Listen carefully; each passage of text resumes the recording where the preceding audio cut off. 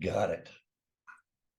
We got Afternoon, evening, and how are you this wonderful daylight savings time day? I don't know if it's been a very traumatic experience. I lost an hour's sleep, and my cicada clock is all screwed up. What can I do? Well, circadian rhythms. Yes, that's quite a thing to have a disruption of. I thought that was a band, the Circadian Rhythm Boys. Well, I guess it could very well be. I Yeah, don't know what kind of music it is. Maybe hip hop, maybe jazz. Who knows? could be. Listen, we know as we go along, we invent stuff. We'll be inventing words soon. Well, they do. Other people do that already. I know. I know. You know, Ah, it's just the way it is. yeah. Well, sometimes just the words that are there are just not suitable. Not well, not suitable. Just don't really get the feeling across. So, what do you think of my fancy background now? Well, of I've been course, now, I've been learning how to do stuff with the camera. you're gonna be telling me next that I should be doing that. You could shame me into this. No, no, no. That's our studio that you're in, our virtual studio. Yeah, yeah. But I thought I'd move on to my home studio. Hmm. For those listening as opposed to seeing, this will make you have to go to Rumble or YouTube and actually see the video. Or at least the start of the video, anyway. Correct. And today is the 11th day of March, first weekend past daylight saving time, episode number 8, season Yes. 3. Hoo ha! We are really cooking with gas here, you know. Only for a while, apparently, because there'll be a carbon tax on that soon. Well, don't take me there. That was not on today's agenda to talk about the carbon tax. We're talking Well, today. We said last week we're going to talk about the usefulness of institutions and do they international institutions are still worth pursuing it. Especially today happens to be Commonwealth Day. yes. And for our viewers to the south, that might not be a big thing, but it used to be a really big thing in Canada and Britain and Well, there's still maybe 50 some countries around the world that are part of the Commonwealth. hmm whether they still recognize it and have a celebration or not, I don't know. Well, It does remind me very much. I think I shall have to have a wee dram of scotch tonight. no. Ah, yes. Yes. Well, we were going to talk about the relevance of these institutions, such as the UN and the WEF and the WHO and all these groups that have unelected people who apparently are running around telling the world how they should behave, or at least telling all the leaders of the world who sign on to this nonsense. In some cases, on how we should lead our lives, eat bugs, stop driving cars, live in caves, many other things. But at the end of the day, I guess the question is, have they really kind of outlived their usefulness? Because, really and truly, you have to ask yourself with the big one, the UN, how many wars has it managed to stop Yeah, let's just even take a look at even close to home here. How many times have they intervened in Haiti? And Haiti's not a big, yes. and it's still a mess. Yep. Yeah. Yep. Yep. In fact, I saw today that CARICOM and including the U.S. and Canada are trying to figure out what to do with the gangsters is basically taking over the country, which, as they say in the vernacular, ain't nothing new. No, no, it's true. And you sit back and wonder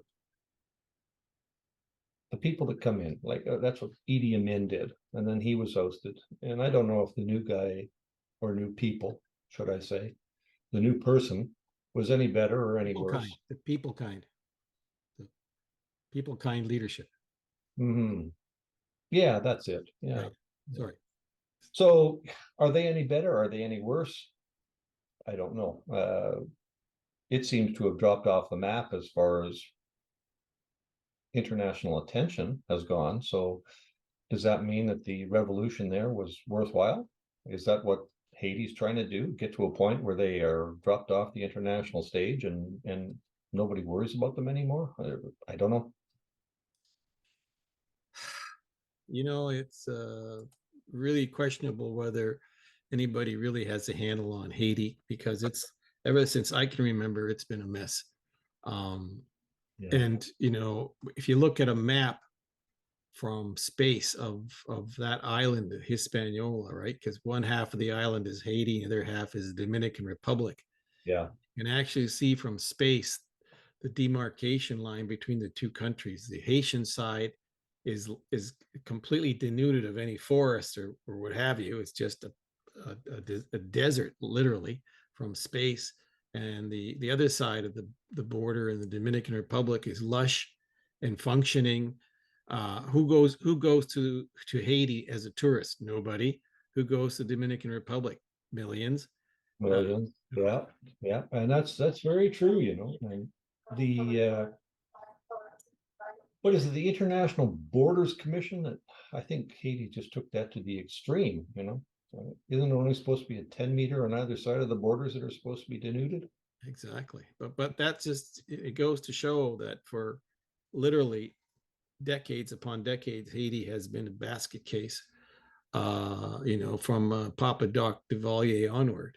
Mhm. And for those who would be interested to see some revisionist history on Google, go to your public library and look up Haiti, and you'll see just how terrible the country has had in its history. A leadership that basically devoured its own people on all sorts of levels. And the rest of the world in the Western Hemisphere actually didn't give a damn.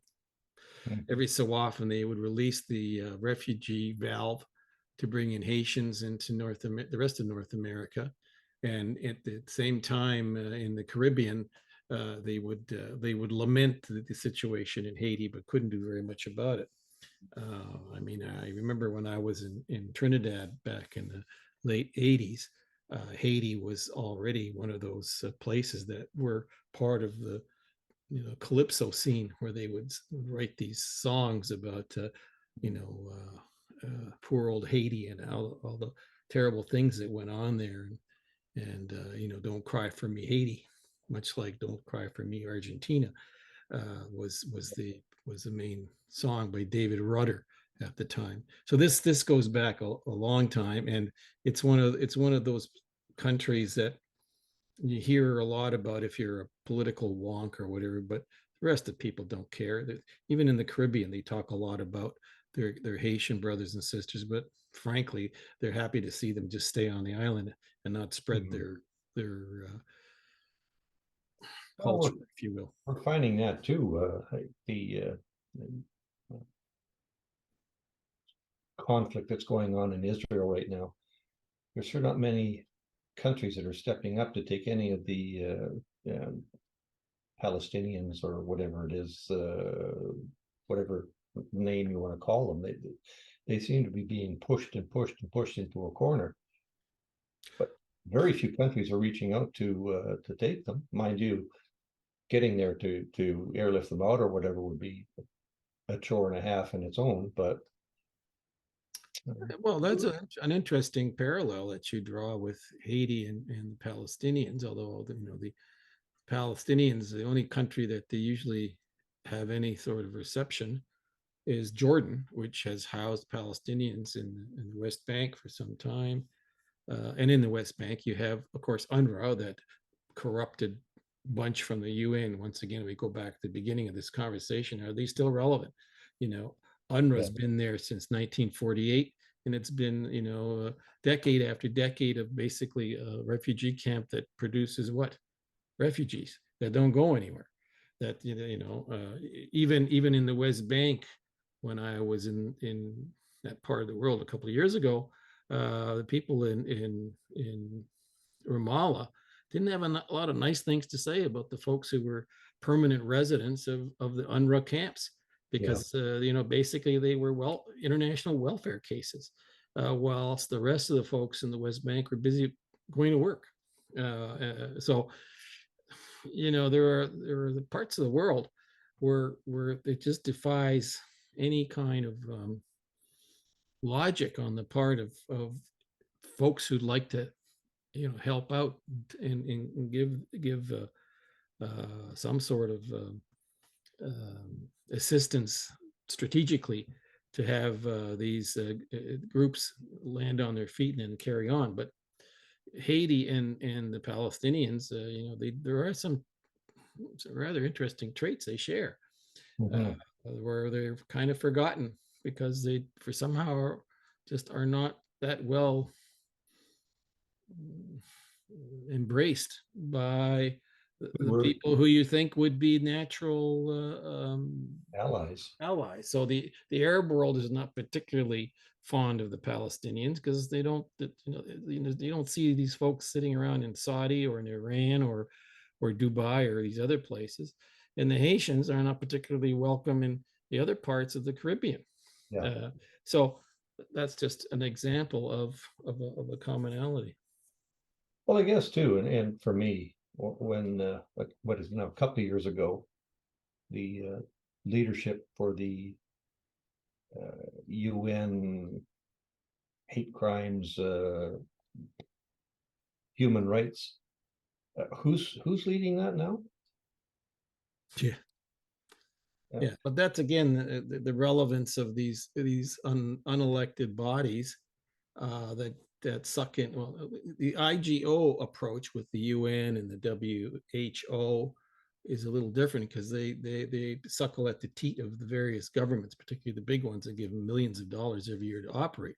But outfits like the WEF and others, which is the NGO group, which apparently has as much influence as supposedly these government sponsored intergovernmental organizations like the UN, they maybe have run their course. I really have no interest in having the Klaus Schwabs of the world, dictating how I should live. And I think there's a lot of people in the world who've had just about enough of these jokers and their elitist gang that, Very true. These are the guys that tell us that we should be giving up cars and living in caves, and God forbid we actually have polyethylene or poly clothes to wear. Well, they go to various and sundry resorts in their private jets, spewing out more carbon than I would probably put out in a decade. do as I say, not as I do. The Yeah, rule for thee, but not for me, yeah, and so on and so forth. And moreover, they brag about how they've got their people, quote unquote, in government positions. Okay, so yeah. in Western Europe and in Canada, US, a lot of these WEF graduates are sitting in senior government positions. Very true. And Yeah, then every year they travel back to Switzerland and at government expense, at taxpayers' expense, and pontificate about the wonderful things that these elitists are doing. Who, by the way, like I said, have rules for everyone else but themselves, because I don't see any empathy on the part of these folks for the little people who they no, are doing all this good for. And I dare say that the big test that I would do with the Klaus Schwabs of the world, I'd like to walk up to him and say, "Hey, Klaus, how much is a pound of butter? Can you tell me when's the last time you went to a grocery store and had to buy a pound of butter? No, wait a minute. When's the last time you put gas in your car? You know what a liter of gas costs?" He couldn't tell you. no. This is the problem that I think is starting to bubble up listen, we're a very small niche bunch, you and I, who are sitting here, and we'll post this on social media, and I don't know, a couple hundred people might say, gee, we agree with what they're saying, but I'll bet you what we're saying is pretty well felt by millions of people who've had I would think so. enough of Yeah, this crap. yeah. I was just thinking, I was talking with other family members over the weekend, and one of the individuals said, I couldn't help but notice that here in Canada, uh, I guess it must have been Family Day or spring holidays or something, our illustrious deputy prime minister, which really isn't a position, who was actually the finance minister, was out skiing, having a really grand time. And I'm thinking, God, there's people here that are having a hard time trying to find out where their next meal is coming from. But I guess the comment that came back was somebody had the audacity to send a little instant message back, I am back, or a tweet back to this and said, so if you cut back on Disney Plus, does that mean you get to take vacations? Well, listen, you know that there is a lot of trouble in River City, so to speak, when the illustrious prime minister of this country can't even go out with the prime minister of Italy to a dinner in Toronto and gets chased away by protesters. Well, I guess is this another fault? Is this something of like a UN problem where we've got all these people, and it's verging on, in my opinion anyway, we're verging on anarchy here. We've got small groups of people that are disrupting lots of things. I mean, okay, I live in Surrey. Surrey is, within the next 5 years, slated to be larger in population than Vancouver. So million and a half people. We had a small group of protesters decided they were going to go and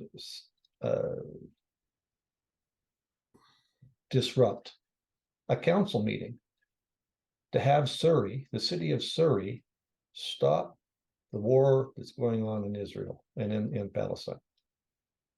Great. And I'm just thinking, like, well, one, do your math, and there's nothing that a city can do to stop this,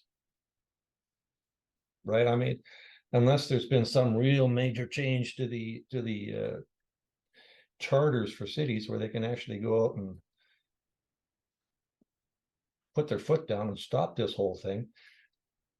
But it was it done just so they could say they stopped a civic meeting, or what was the purpose? And then we're getting, I guess, even down in Toronto now, they're talking, and I'm sure probably in other places in Britain and the United States, where the police are kind of hand tied. You know, what happens if they go in here to break this up? Are they going to be chastised for that, or what's going to happen to them? You know, Well, it's the police presence in Toronto with the Italian Prime Minister Meloni and the Prime Minister of Canada being chased away basically from the venue they were supposed to attend officially is really disgraceful. It shows how impotent the law enforcement community in Toronto has become. I mean, I think that the chief of police in Toronto should resign over his incompetence. So what do you mean, whether you like these two people or not, or you share any other political, you do not shut down the meeting of two prime ministers by a group of thugs who because that's all they were. Okay. And they're all wearing masks. I mean, this is not COVID anymore. Why are you wearing masks? If you're so proud of it being, pro whatever, why are you hiding your face? Why are you hiding behind, back in the day, as you know, if you did that and went into a bank, you'd be charged with, trying to commit a crime. Why else would you wear a mask? Mm-hmm. But anyway, I digress for a second here. So in the case of the Toronto Police Service, they should be ashamed of themselves. They look like a bunch of cowardly, spineless, weak. And I'm talking about the frontline people, because they're only told what to do. I'm talking about the brass there who didn't have the gumption to say, okay, enough of this nonsense, and off we go. And they've been mute. Like well, it's again, the top down approach is, and we've talked about this before, where if you're not willing to stand up and sort of put a line in the sand and defend that line, then you're as bad or worse than the people that are above you. Yeah, well, you called it the exact thing. It's you're sliding into anarchy when mobs can basically rule the streets. And I guess, keep tying it into what we were talking about this weekend is you see organizations that they're basically living off of large countries putting money into their pockets, and there's very little gain of that. I mean, if this was a private company, Be broke. it'd It'd be broke. be gone. But there is a definite shift, which takes us very close to total unmanageable societies in certainly in the urban centers of North America, and I think parts of Europe as well, where this DEI approach to everything has screwed things up.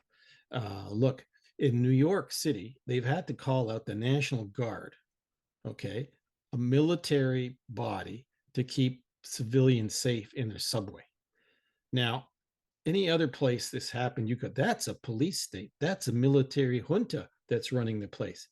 Because frankly speaking, the National Guard has no business being in the subways, making sure that people can travel from A to B on the city transit system. Because if that's where you've gotten to, then you are in very deep trouble as a society. Hmm. You have to have guys with machine guns sitting around at turnstiles to make sure it's a safe place to go take a ride on a train. Now, if like I say, particularly in the United States, where they continually go on about the home of the brave and the land of the free. Well, you got a real problem there, boys and girls, because if you saw this in any other country, your people in leadership positions say, "Oh, that's a military junta." That would never happen here. Well, it's happening right in front of your faces. Okay, and it doesn't matter whether it's the governor of New York State that decided this was a good idea. It is a bad omen here, whether they want to believe it or not. Well, at some point, and I guess maybe that's the bright spot in the sky, that things are starting to be questioned, being looked at, discussed. Are there better alternatives? Um, how long is it going to take to undo some of the nitwit stuff that's gone on? I have no idea. It's again well above my pay grade. Yeah, but we're downstream to all these crazy things that have happened and are now starting to become commonplace. I'm sort of tired of the Hollywood invented politics, where the Hollywood culture seems to, as I say, come downstream, and all of a sudden that's real life. No, it's not. It's made up. Okay, and it's been going on for probably a couple of decades now. We're to crazy stuff is good for movies, but not for real life. And so that's what's happened. And there's no reset button. You can, when the movie is over or when the video game is over, you hit the button, and you reset, and you start over again. But when this comes downstream, there's no reset button. We're up, as a society, we're up to our necks in things that we can't understand anymore, and that are bizarre in our own minds. We're well, you told me J.K. Rowling's, for example, is being sued because her books didn't have enough Pronouns or something. pronouns. And are you kidding me? And she's also in deep trouble in the UK. Somebody suing her who takes offense over the fact that she said a man is a man and a woman is a woman. That's it, two genders, and that's her story. Well, you can't do that. Okay, so what? We're living some Hollywood fantasy here where things come downstream and everything is, we're 27 different genders. Are you out of your mind? People won't like what we say here. Well, they don't. They can still turn the dial. They don't have to listen to us. They can go back to watching the fantasy world.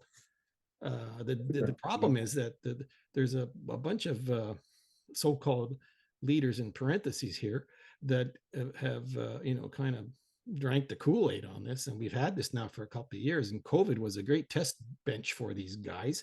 It was. Right, and now we're carrying on with the same goofy stuff with climate change. This is extraordinary. Meanwhile, the rest of the world, in the global south, as they say, or in Asia or in South America, this isn't even a topic of discussion. It could care less. And they don't decide whether they're going to fix an airplane by a guy or a gal who has no business fixing airplanes but got hired because one of the boxes said that they got to be hired for whatever reason Plan. that they got hired. Look, this week they've had all sorts of very strange things happening in the aviation world, and some folks have brought up the issue that maybe it's because there's a whole bunch of individuals involved in running airlines and maintenance programs that have no business being there because they've lowered the standard to such a degree that sloppy maintenance work is done, and guess what? The airplane falls out of the sky. Not a good idea. You might be able to do that at the Pizza Hut or some other place where maybe the guy will get food poisoning, but it's you know what I'm saying? Undercooked pizza, you might get food poisoning. But if you fall out of the sky at 30,000 feet, the sudden stop will kill you. Yes, the economies of scale or the scales of economy. I don't know which one it is, but yeah. No, it's we were supposed to find some positive things to talk about this week. Well, I think we are. I think our positiveness might be with some of the negativity that we're showing here is going to get people to sit back and think. And good things can only come back when people start to question. It goes back to what I had said many, many episodes ago in the old Hollywood TV shows. It was John Q. Public. I think we're becoming John questioning public now. Yeah. And that is a good thing. You can't let this go all the time. Obviously, you can't disrupt everything. But if you don't question some of the basic things, then what's the old? We'll give you an inch and you take a mile. Right? Look, change is good, but not all change is good.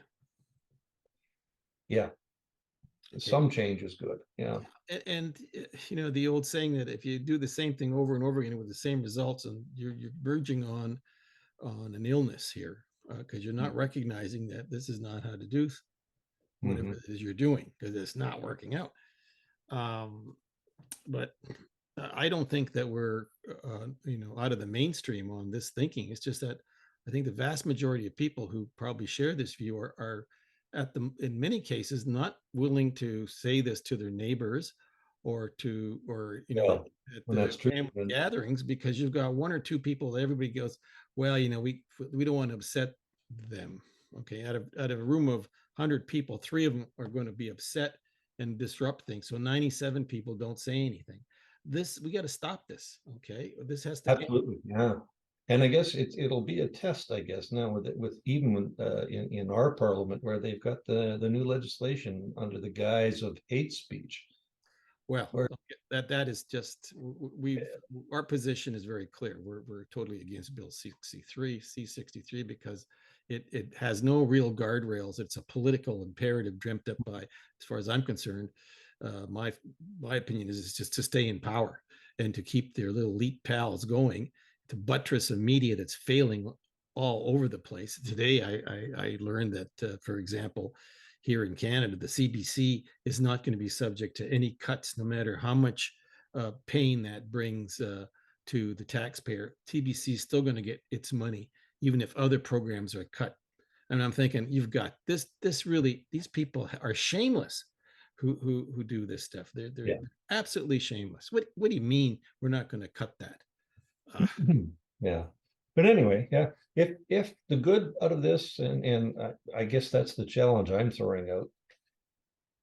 If there's a better way to build a mousetrap, let's take a look at it. Let's get these plans and theories in place. Let's start questioning these things.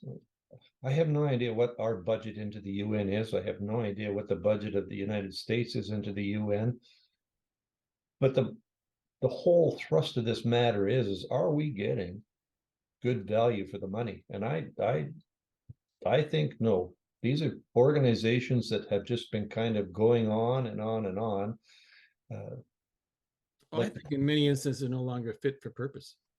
Well, yeah, and maybe it's time to mandate change with the UN. I want countries to talk to each other directly to solve problems. I don't need third-party intermediaries who are basically getting rich.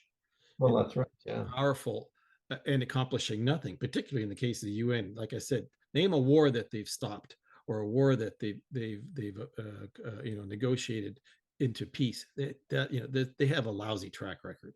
So and there's all, it's easy to nitpick, but after 80 some years, it's just time for them to be turned into something else, and take the billions that are spent and have countries negotiate directly, nation to nation, instead of through these intermediaries and through these third parties that really are nothing more than elitist bubbles with echoes, the same echoes inside that bubbles over and over again, that impact on the little people who have to pay the freight for all this nonsense.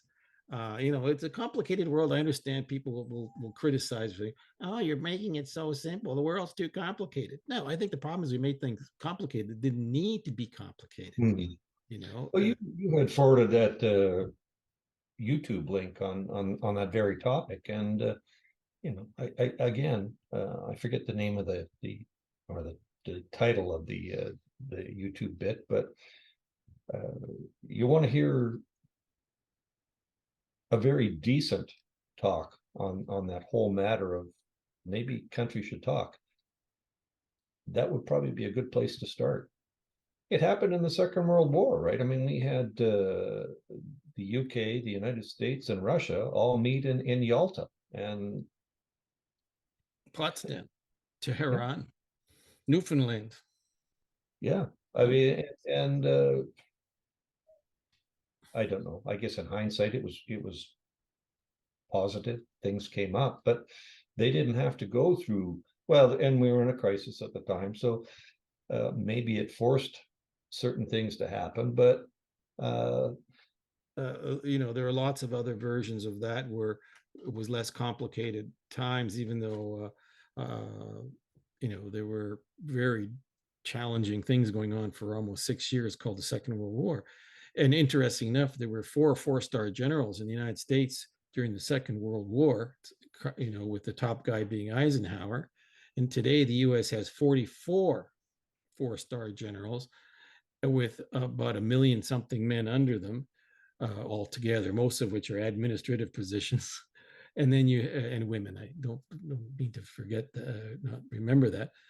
But in the Second World War, there were many more millions of men and women in uniform, something like 7 million, and they were only 4. So they didn't complicate the hell out of the leadership.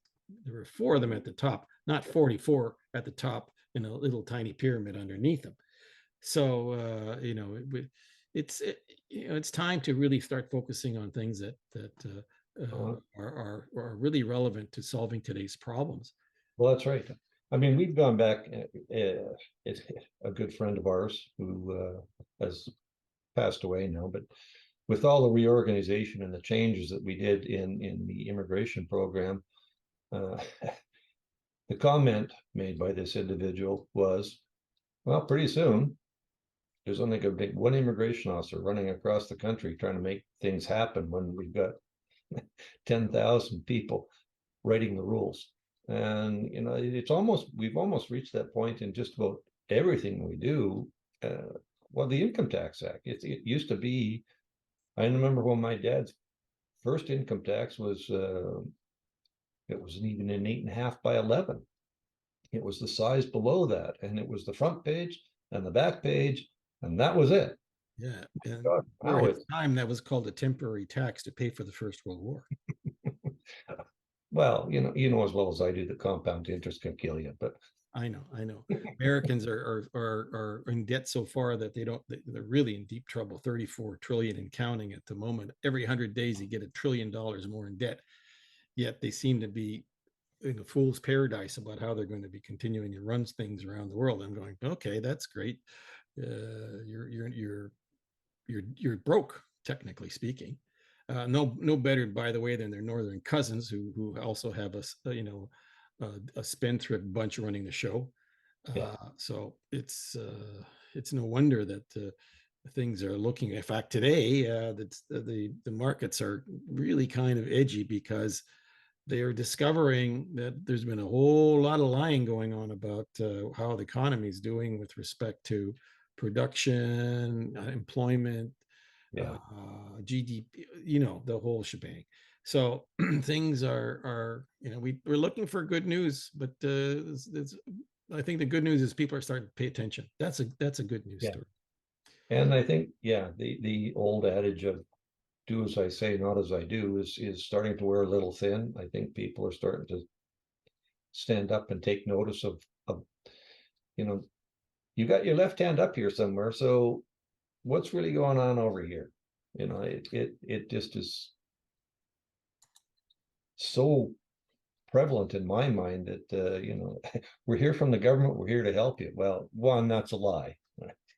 So uh, we have to get the people starting and thinking, and yes, let's look at that as a positive, because that will be the start of better things to come. Well, indeed. We did have another item here we're going to talk about, which you remember I said we have a interesting comment made by an economist, is that we have to think about things that are made by China, not made in China, which is a fiscal issue, which just a lead in for maybe next week's show is a very interesting point that needs to be made, that with all the talk about, how much the West relies on China as the factory, were things that are made in China that we consume in the West primarily, is generally products that were designed or created by Western companies and was made cheaply in China. But now it's getting to the point where it's made by China, not made in China, but products that are made by China, which for the lead up to next week's show is going to be, what is it that's made by them but not by us anymore? And that really is the key to that question, because you remember many programs ago we spoke about what is it that we have as an economy going for us, and I said we can't even make a hammer anymore in this country, and that's called made by China. We can't make hammers. Now that's a very simple point, but if they cut off the hammers, we don't have carpenters.